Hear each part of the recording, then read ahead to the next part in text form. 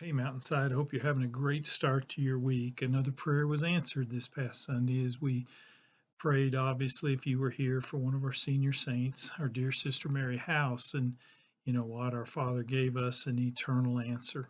He took Mary home. And, we can only imagine the joy she has experienced already. And you know what? That beautiful voice we've all enjoyed here at our services forever is now the best it could ever be as she praises the Father with the heavenly host.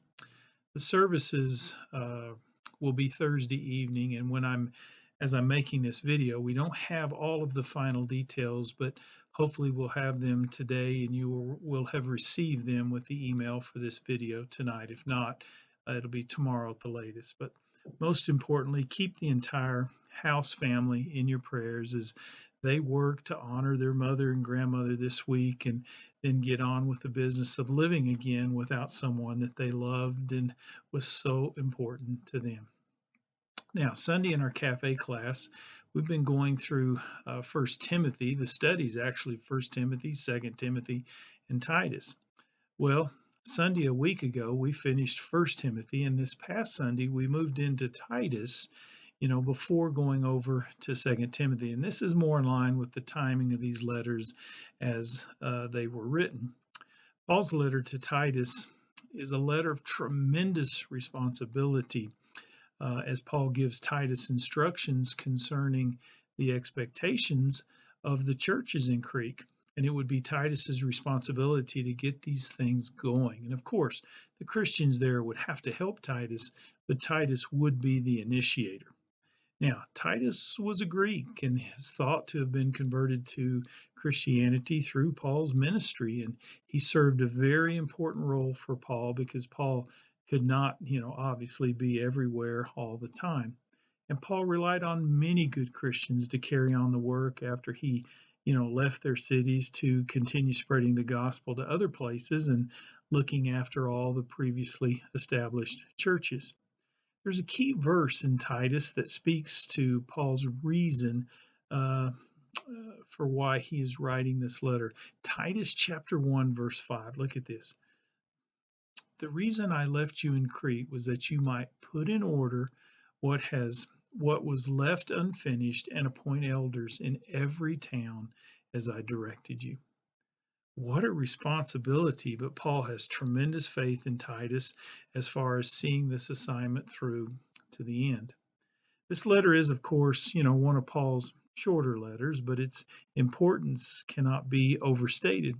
Paul wrote this between his first and second imprisonments in Rome and before he wrote Second Timothy, obviously.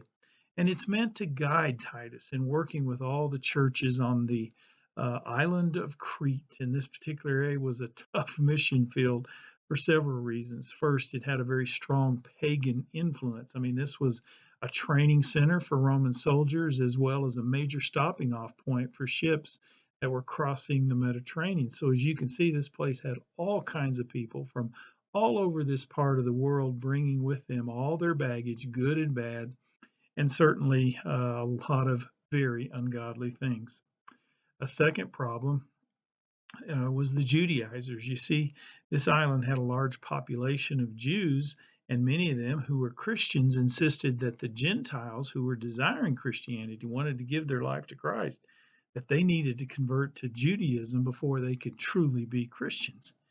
And the third major problem that made this a tough mission field was, the Cretans, and we see this in a lot of a lot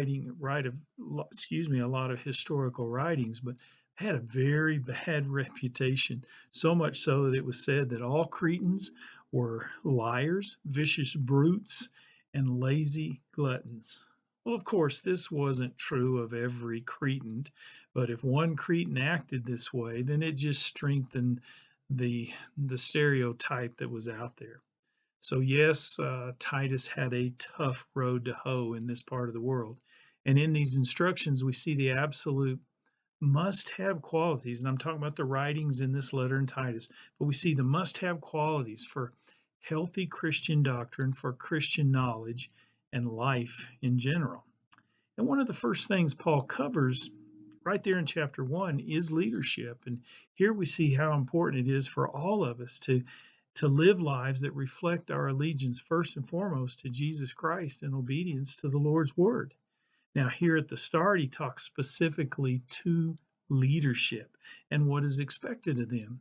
And he makes it clear that if one knows they have some of the character witnesses that, or excuse me, character weaknesses, that are written about here, that person would be wise to refrain, uh, from this important leadership responsibility until they come to that place where they can truly deal with the matters at hand, whatever they might be.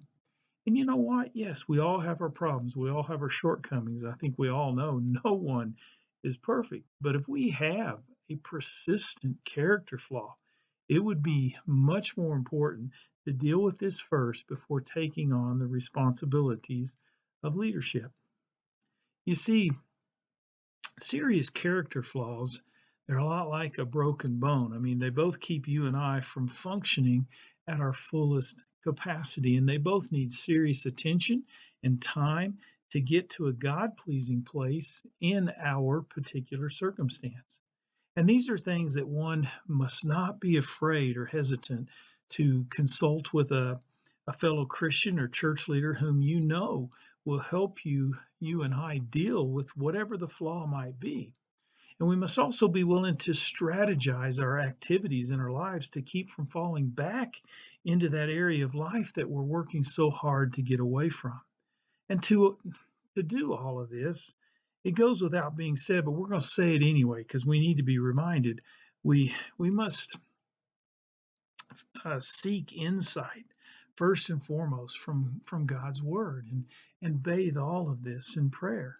And this righteous effort, I should say, maybe the righteous effort it's going to take to move away from whatever our serious character flaw is, it's never going to be easy. But it's going to require great effort, persistence, and the willingness to keep stepping forward no matter how slow the process may seem to be going. In other words, we got to keep on keeping on. But it'll be worth all the hard work in the end, and God will be able to mold us into what He wants us to be. And you know what? The kingdom can't help but be blessed. So there we are this evening. I hope you find this encouraging. None of us are perfect. All of us have something we need to be working on.